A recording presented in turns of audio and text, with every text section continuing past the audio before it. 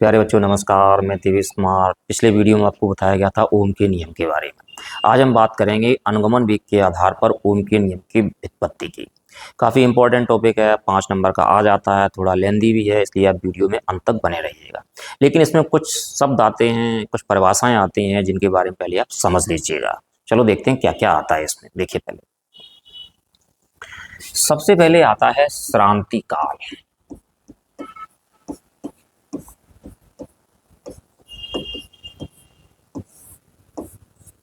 श्रांति काल क्या होता है कि मुक्त इलेक्ट्रॉनों की किन्हीं दो क्रमागत टक्करों के बीच का जो औसत समय होता है वह श्रांति काल कहलाता है। क्या होता है? मुक्त इलेक्ट्रॉनों की किन्हीं दो क्रमागत टक्करों के बीच का जो औसत समय होता है वो क्या कहलाता है? वह कहलाता है आपका श्रांति काल। और श्रांति काल को हम प्रदर्शित करते हैं टाउ से। और मुक्त इलेक्ट्रॉनों की श्रांति काल का जो वैल्यू होती है, का जो मान होता है वो होता है 10⁻⁻14 सेकेंड। एक शब्द इसमें आएगा श्रांति काल। तो आप श्रांति काल समझ गए होंगे कि मुक्त इलेक्ट्रॉनों की किन्हीं दो क्रमागत टक्करों के बीच में समय लगता है वह समय क्या कहलाता है? श्रांति काल कहलाता है। और श्रांति काल का मान कितना होता है? 10⁻⁻14 सेकेंड होता है। तथा इसमें बात आती है मुक्त इलेक्ट्रॉन्स की। मुक्त इलेक्ट्रॉन क्या होते हैं? अगर हम देख लें कि कोई हमारे पास घन है, घन जिसकी लंबाई भी 1 मीटर है, चौड़ाई भी 1 मीटर है और ऊंचाई भी 1 मीटर है।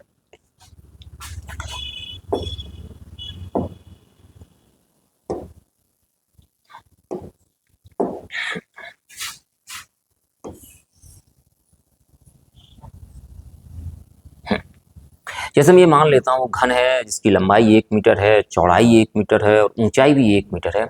इसके अंदर जो मुक्त इलेक्ट्रॉनों की संख्या होती है वो होती है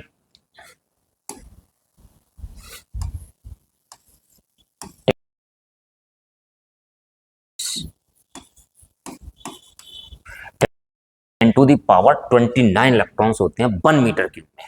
मतलब 1 मीटर क्यूब में एकांक आयतन में जो इलेक्ट्रॉनों की संख्या होती है वो कितनी होती है? मुक्त इलेक्ट्रॉनों की 10⁻29 इलेक्ट्रॉन होते हैं।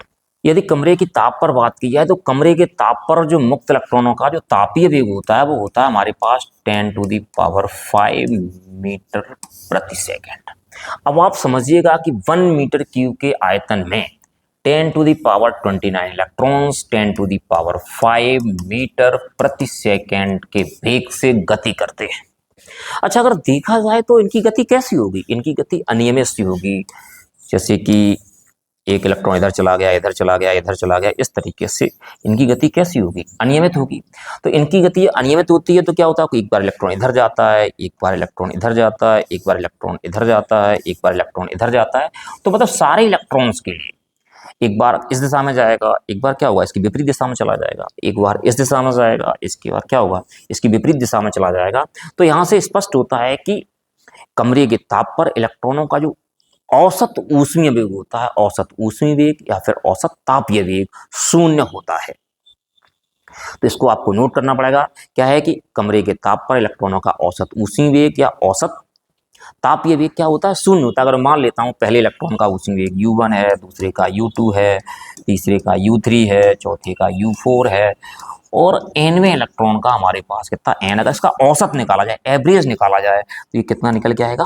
0 निकल के आएगा। समझ गए होंगे क्योंकि 1 मीटर क्यूब के आयतन में 1 मीटर क्यूब के आयतन में कितने इलेक्ट्रॉन्स गति करते हैं? 10⁻29 इलेक्ट्रॉन्स गति करते हैं। किस वेग से गति करते हैं? 10⁵ मीटर पर सेकंड से गति करते हैं। कैसे करते हैं? अनियमित गति करते हैं इस तरीके से। जब इस तरीके से गति करेंगे, एक बार इस तरफ गति करेगा, एक बार इस तरफ, तो ये वाला क्या करेगा? इसको निरस्त कर देगा।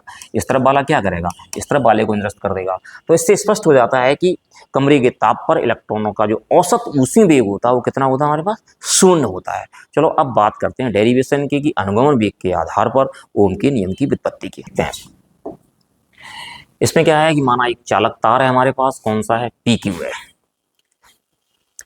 PQ है जिसकी लंबाई कितनी है? L है और इसके सिरों पर विभवांतर B लगाया जाता है। इससे इसमें धारा कितनी बहने लगती है? धारा I बहने लगती है। और एकांक आयतन में इलेक्ट्रॉनों की संख्या हमारे पास कितनी है? N है। तथा इलेक्ट्रॉनों का जो अनुगमन वेग है हमारे पास कितना है? BD है। चलो लिखते हैं इसको। माना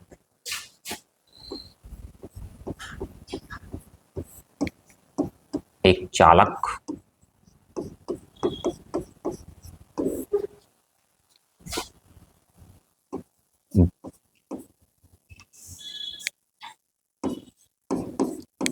PQ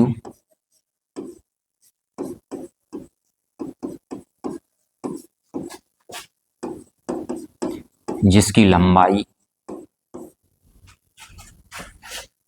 स्मॉल एल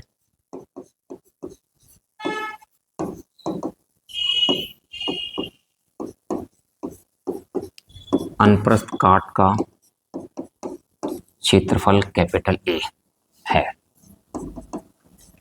जब चालक के सिरों पर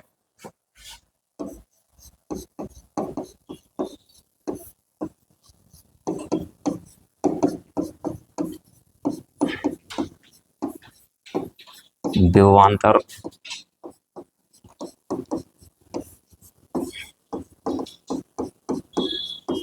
बी लगाया जाता है तो चालक में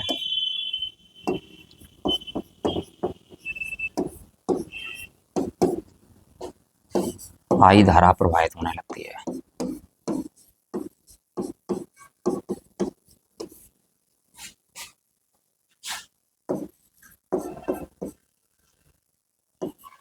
होने लगती है। एकांक आयतन में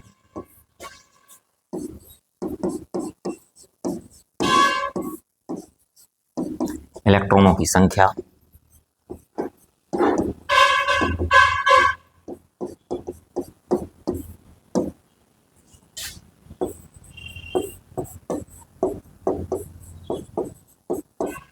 n तथा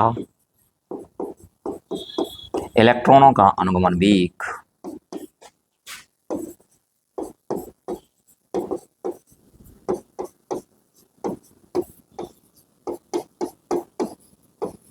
कितना है?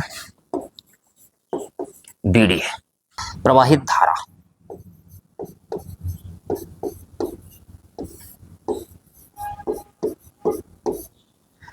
I इज इक्वल टू, आप पिछले वाले डेरिवेशन पढ़ चुके हैं विद्युत धारा तथा अनुगमन वेग के संबंध में।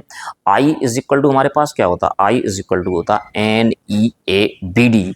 तो I इज इक्वल टू हमारे पास कितना हो जाएगा? NEA/BD।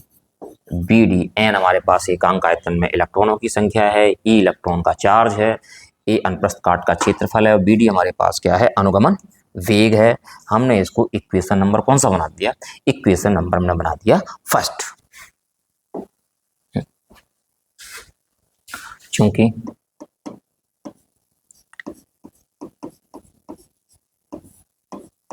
चालक के सिरों पर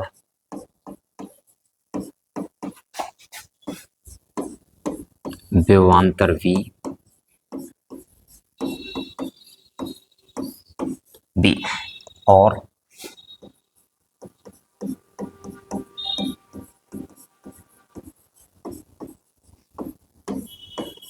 लंबाई L है, तब विद्युत क्षेत्र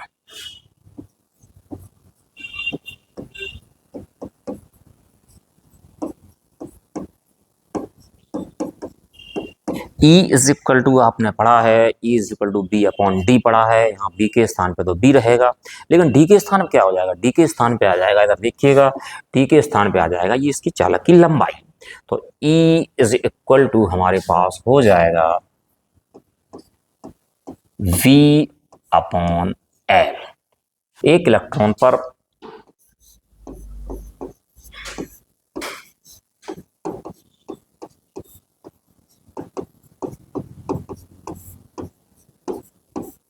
कार्य करने वाला बल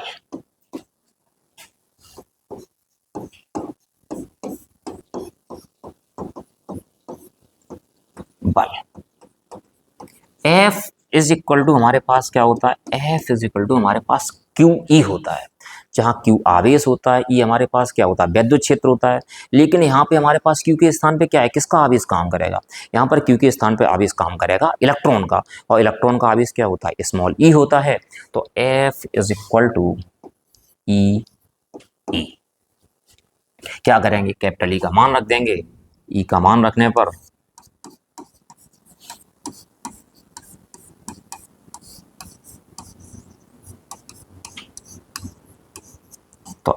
E का मान रख देंगे तो हमारे पास F इज इक्वल टू हो जाएगा E, और E का मान कितना हमारे पास? B/L इक्वेशन नंबर हमारे पास बन के आ गया सेकेंड। यदि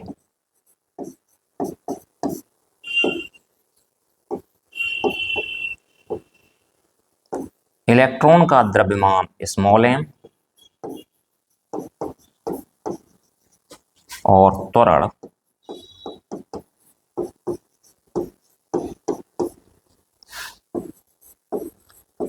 स्मॉल a है, तब F बराबर क्या हो जाएगा?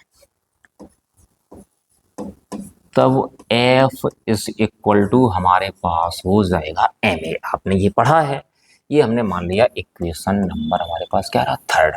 आप देखिएगा ये भी हमारे पास F की वैल्यू है और ये भी हमारे पास F की वैल्यू। दोनों इक्वेशन कैसे कर देंगे? बराबर कर देंगे। फ्रॉम इक्वेशन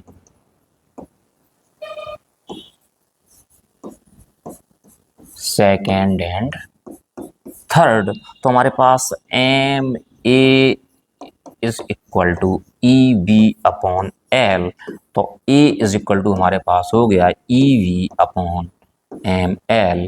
इक्वेशन नंबर हमारे पास कितना रहा? फोर्थ। अब देखते हैं आगे। ए इज इक्वल टू हमारे पास कितना आ गया? E v upon m l आ गया। अब आप समझ जाइएगा कि वैद्युत क्षेत्र की अनुपस्थिति में मैं मान लेता हूं पहले इलेक्ट्रॉन का ऊष्मीय वेग हमारे पास U1 है, दूसरे इलेक्ट्रॉन का ऊष्मीय वेग कितना? U2 है, तीसरे इलेक्ट्रॉन का ऊष्मीय वेग U3 है, चौथे का कितना हो जाएगा? U4 हो जाएगा, एनवे का कितना हो जाएगा? UN हो जाएगा। और श्रांति काल इनका कितना है? टाउ है। श्रांति काल कितना है? टाउ। अगर वैद्युत क्षेत्र की उपस्थिति में बात करें तो क्या होगा? इनका वेग बढ़ जाएगा और वेग बढ़ने पर इधर देखिएगा, आपने पढ़ा है त्वरण बराबर क्या होता है? त्वरण बराबर होता है त्वरण ए बराबर वेग परिवर्तन बटे समय अंतराल। समय अंतराल को कैसे लिखते हैं? टी से लिखते थे, लेकिन यहाँ हमारे पास क्या है? यहाँ हमारे पास श्रांति काल है, तो श्रांति काल को कैसे लिखेंगे? टाउ से लिखेंगे। तो ये हमारे पास हो गया टाउ। तो delta V is equal to हमारे पास कितना हो गया? 8 टाउ। कितना हो गया? 8 टाउ। 8 टाउ हो गया। तो सीधी सी बात है, अगर वैद्युत क्षेत्र की अनुपस्थिति में इनके ऊष्मीय वेग U1, U2, U3, U4 और UN है, तो वैद्युत क्षेत्र की उपस्थिति में हमारे पास वेग V1 कितना हो जाएगा? V1 हो जाएगा U1 प्लस 8 टाउ। V2 हमारे पास कितना हो जाएगा? U2 plus 8 tau. इसी प्रकार V3 हो जाएगा, इसी प्रकार V4 हो जाएगा, इसी प्रकार क्या हो जाएगा हमारे पास? V5 हो जाएगा। आप देखते हैं,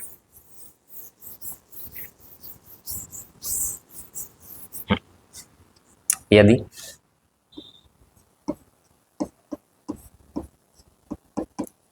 वैद्युत क्षेत्र की अनुपस्थिति में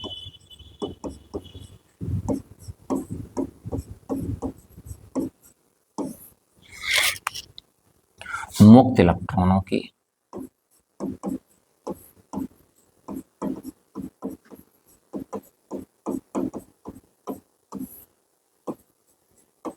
ऊष्मीय वेग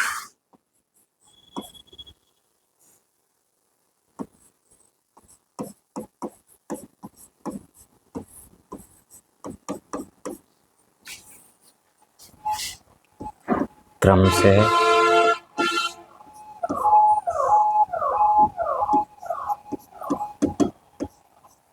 U1, U2, UN है तथा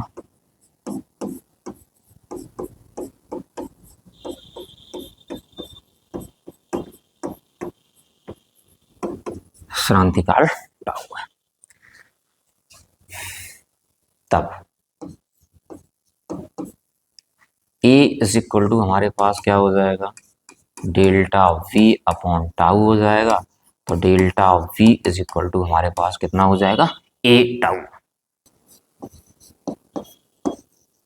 V1 is equal to U1 plus 8 tau. V2 is equal to U2 plus 8 tau. V3 is equal to हमारे पास U3 प्लस 8 टाउ और Vn is equal to UN plus A tau. इस तरीके से ये हमारे पास वेग वृद्धि हो गई। ये U1 U2 U3 UN हमारे पास क्या है, वैद्युत क्षेत्र की अनुपस्थिति में मुक्त इलेक्ट्रॉनों के ऊष्मीय वेग है। जब वैद्युत क्षेत्र की उपस्थिति आएगी तो हमारे पास वेग हमारे पास V1 कितना हो जाएगा, U1 plus A tau, V2 equal to U2 plus A tau, V3 equal to कितना हो जाएगा, U3 plus A tau, VN equal to कितना हो जाएगा, UN प्लस ए टाउ।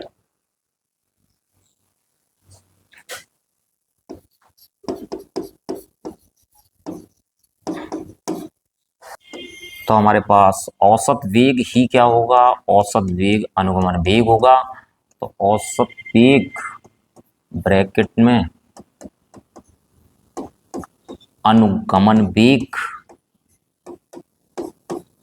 तो VD is equal to V1 plus V2 plus V3 dot dot dot VN upon कितना हो जाएगा हमारे पास, VN अपॉन हो जाएगा N। अब हम क्या करेंगे, इन सब की वैल्यू रख देंगे। तो VD is equal to V1 की वैल्यू कितनी है, U1 plus A tau, U2 plus A tau, U3 plus A tau और UN plus A tau upon कितना हो गया हमारे पास N। इनको हमने अलग अलग कर दिया तो VD इज इक्वल टू हमारे पास हो गया U1 plus U2 U3 UN upon कितना हो गया हमारे पास N और plus A tau A tau A tau upon कितना हो गया हमारे पास N। हमने शुरुआत में आपको बताया था कि इलेक्ट्रॉनों का जो औसत ऊष्मीय वेग होता है वो कितना होता है, शून्य होता है। तो ये पूरा कितना हो जाएगा हमारे पास, शून्य हो जाएगा। VD is equal to 0 plus एक बार ए टाउ है, दो बार है तो 2 ए टाउ 3 ए टाउ, N बार हो जाए कितना हो जाएगा N ए टाउ अपॉन कितना हो जाएगा N हो जाएगा। तो N से N कट जाएगा, हमारे पास यहाँ क्या बचेगा, ए टाउ बचेगा। तो VD is equal to 0 plus A tau. तो VD इज इक्वल टू हमारे पास क्या बचा, ए टाउ बचा। अब आप देखिएगा ए की वैल्यू हमारे पास पहले से थी, तो देखिएगा ए की वैल्यू हमारे पास कितनी है। But A is equal to हमारे पास है EV upon ML। A is equal to हमारे पास कितनी है, EV अपॉन ML। तो हम क्या करते हैं, इसमें ए का मान रख देते हैं। बट